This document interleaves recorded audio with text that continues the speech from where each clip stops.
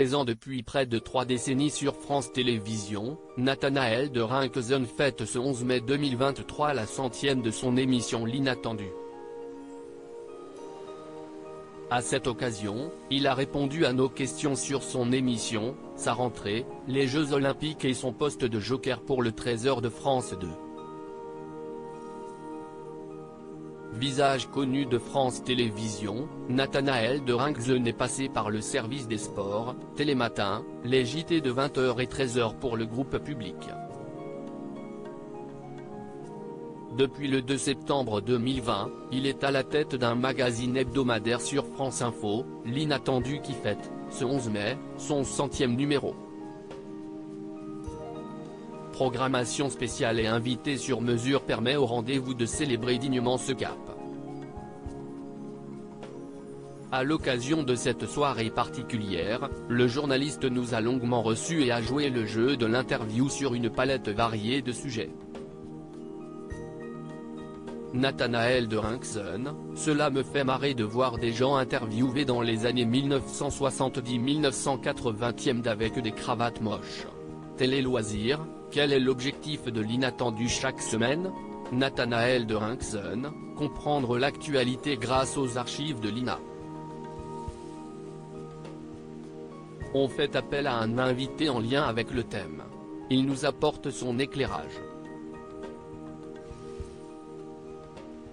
Le tournage se fait à l'INA à Bry-sur-Marne, où nous avons un plateau qui nous est dédié. Nous sommes la seule émission de France Info à avoir un plateau fait uniquement pour nous. Ce qui me touche le plus avec ce magazine, ce sont les ambiances de ces images passées. CIST un peu notre Madeleine de Proust. Et cela me fait marrer de voir des gens interviewés dans les années 1970-1980 d'avec des cravates moches. CIST un livre de famille qu'on ouvre chaque semaine.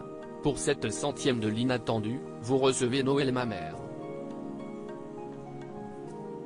Pourquoi ce choix? Nous cherchions un invité très vite, son nom est ressorti. Il y avait un personnage qui revenait de manière récurrente et dans différentes strates d'archives, il a été présentateur de JT, reporter, animateur d'émissions, député, candidat à la présidentielle, maire. Nous l'avons appelé, il adore l'émission, donc il a tout de suite été ravi.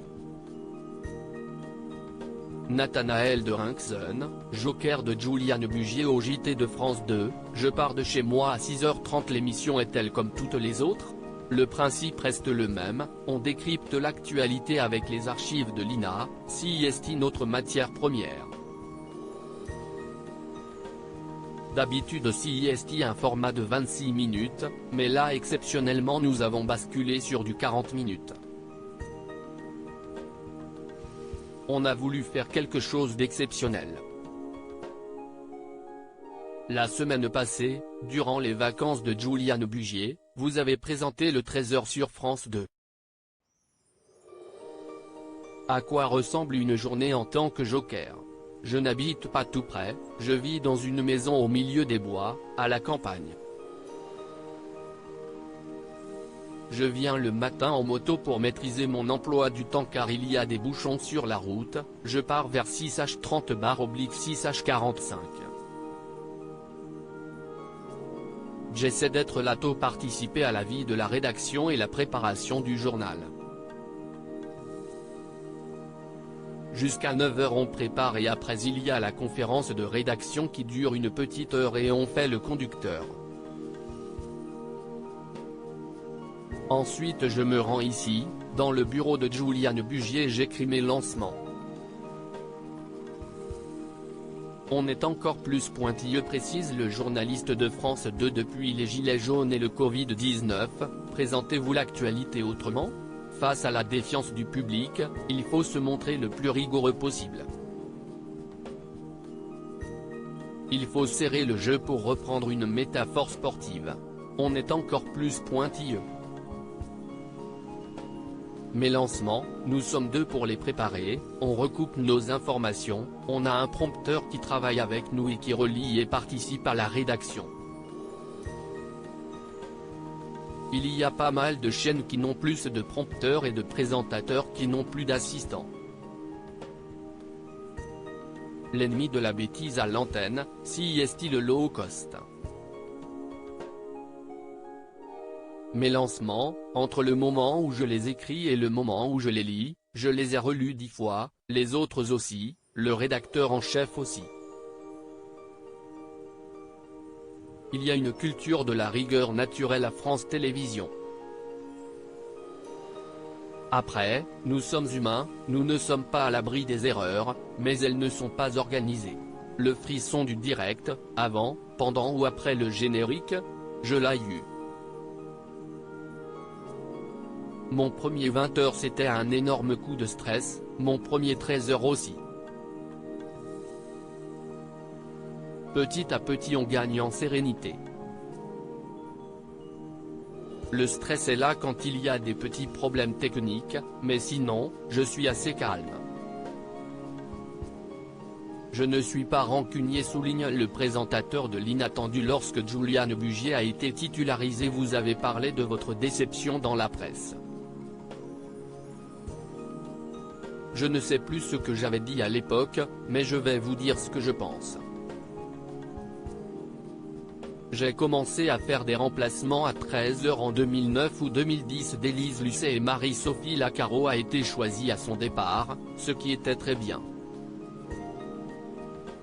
Je l'ai ensuite remplacée quand elle est partie, j'ai toujours fait des remplacements. Cela me semblait extrêmement logique que l'on fasse confiance au Joker qui est un visage connu et reconnu du 13h pour continuer.